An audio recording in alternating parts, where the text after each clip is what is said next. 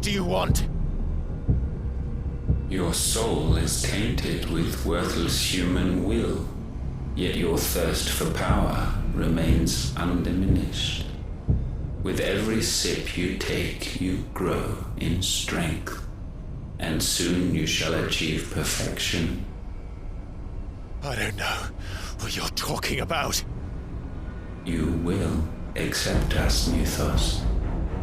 It is inevitable. You were created for this purpose, and you shall serve it. Never!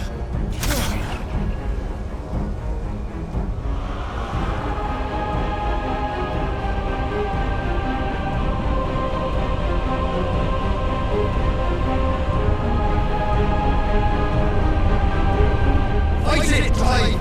Don't let him in! Consciousness.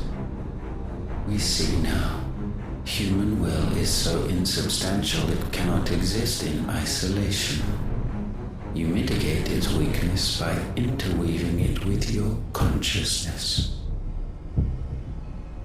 We believed we had merely to purge you of your will to claim our vessel. It appears we first have to sever every thread of the consciousness that supports it. No matter. The time to build a new world is not yet upon us. We will contemplate.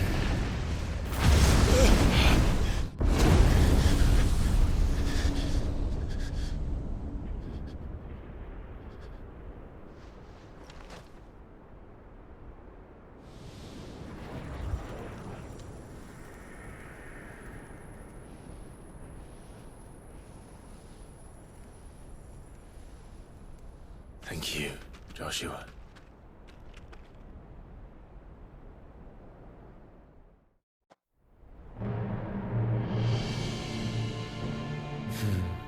One can no more command the power of ether by drowning in its flood than one can constrain the tides by standing in the sea. I had thought Hugo wiser than this, but it seems his head was full of rocks after all. Titan was strong. Your Majesty. But Mythos is stronger. For 5 years, that man lived only for revenge. Clinging fast to a fiction, even as it swept him into the abyss.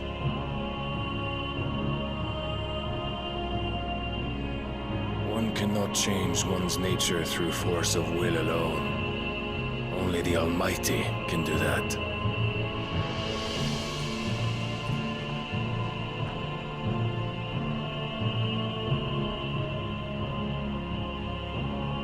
Hugo Kupka. The man who gave his life for a woman's head. A fool like all the rest.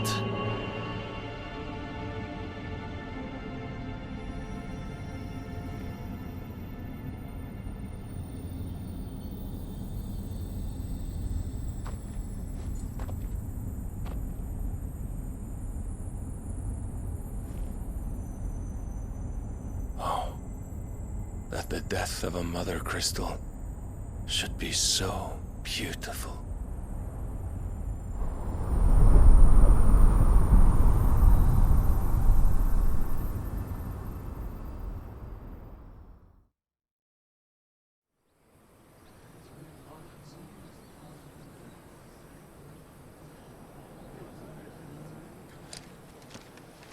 Some medicine, my lord?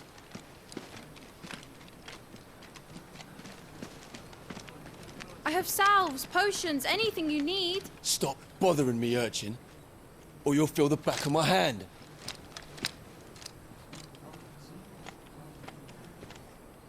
You must consider your health, my prince. If a show of force is needed to keep the Dalmex at bay, you may trust in your dragoons. I beg you to call on Bahamut only as a last resort. His strength comes at too great a cost. The Empire agreed to an armistice with the Republic, and yet the Emperor still plots its ruin. For now, the Dalmex suspect nothing, and as long as I can hold their gaze, war need not be inevitable. But more than that, Bahamut is the champion of the Empire. When our people look to the heavens, the sight of him gives them hope.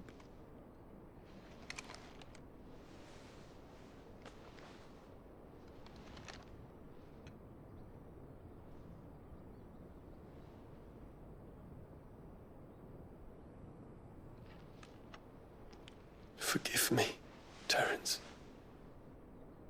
Would that you were my master. But alas. I will always be your loyal servant.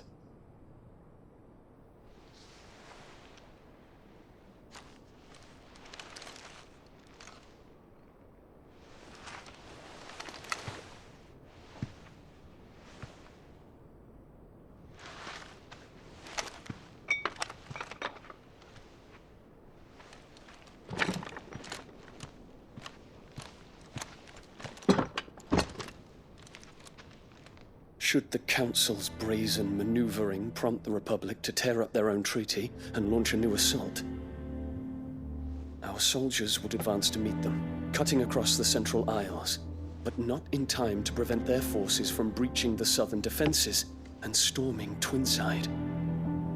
And so the capital would become a battlefield. Thousands of innocents would die. I cannot allow that to happen. There is one small mercy, at least. You will not be forced to do battle with Titan.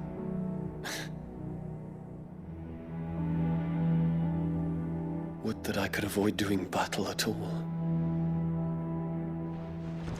1,000 pardons, Your Highness. What is it?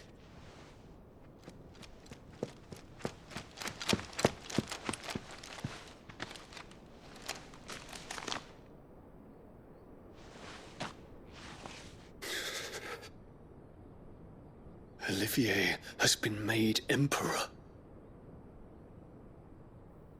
What is the meaning of this? My father's orders. What were they? Quickly! Yes, Your Highness. His Radiance requests that Your Highness maintain position here and... Ah!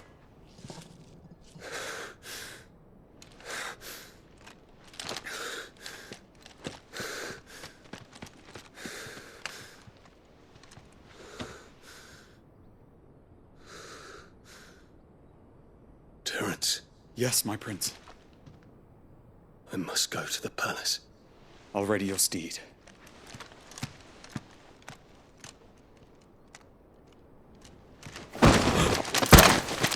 What is it now?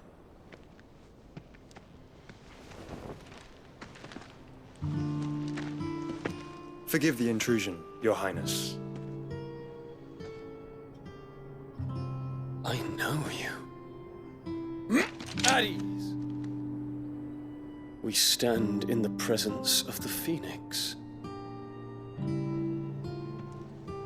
You wouldn't want to get your fingers burned. I hope I'm not interrupting. Not at all. Though I admit, I did not expect such a distinguished guest. How many years has it been since the Remembrance ceremony?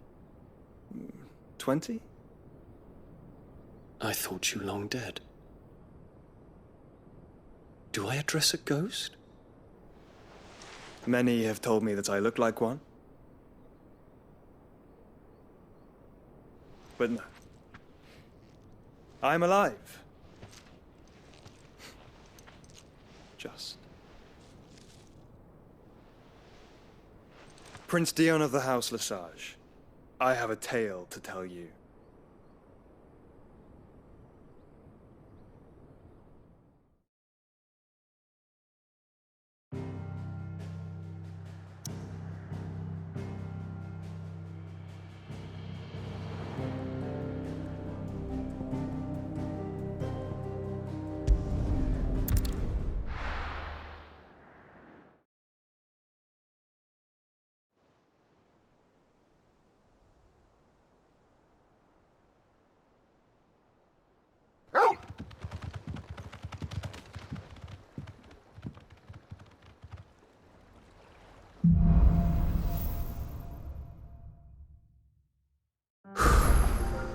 better give Otto the good news.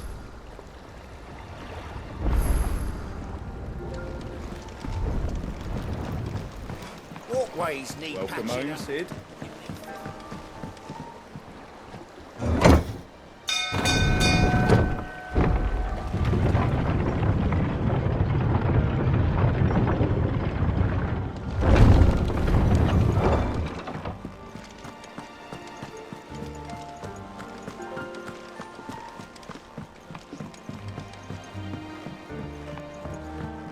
We're seeing troops amassing at every border crossing. Clive, you're back. I am.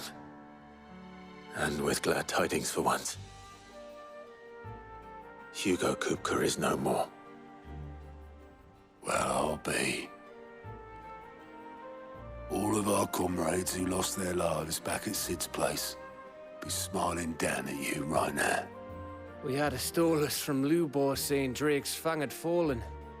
I expect that was your doing as well, was it? It's a long story. One for the history books, I'll bet. Welcome home, Clive. It's good to be back. You look better. I feel it. Which means I'm coming on your next little adventure. You're not leaving me behind again. Wouldn't dream of it. Otto. Any word on the Royalist movement since I've been away? Shouldn't you be putting your feet up? If you really want to know, go and have a word with Vivian. Thank you. I will.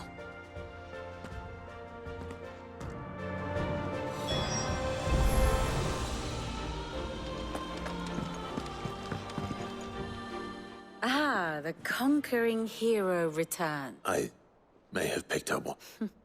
Well, the fact that you came straight to me instead of visiting our resident physiker, the scent of Waludas. The very same, but whatever plans Kupka was hatching with the Royalists, as did his men. Slaughtered by the Orcs. Orcs, Vivian. I've never seen the Waludas must have ferried them over from Ash, but why? Why work to rescue Kupka only to invade his home, the mother crystal of an allied nation, and let both fall? It makes no sense. Do you know the tale of the blind men and the Adamantus? One can often be led astray by focusing. One must instead see the bigger picture.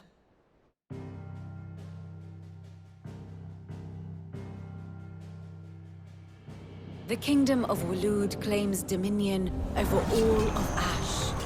It is a nation forged by the bloody conquest of Barnabas Tharm, the dominant of Odin. The Canvarian War of Independence in 849. The Battle of the Twin Realms in 865. The Battle of Belinus Tor in 873. Wheresoever his armies fought, Odin was found where the fighting was fiercest. But of late, the warrior king appears to have laid his sword to rest. Battle rages for control of the crystalline dominion. Yet Tharm sends not a single ship in support of his Dhalmekian allies. Meanwhile, the Blight ravages great swathes of Ash. Yet warlike Waloed shows not the faintest interest in laying claim to untouched lands. So why go to the trouble of sending an army of orcs into the heart of Drake's Fang, only to make no attempt to claim the Mother Crystal for Waloed? It can hardly be for lack of men. Tharm's armies rival any in the Twins. No. We have not seen the last of the Waluda standard. Odin will ride again. It is but a question of when.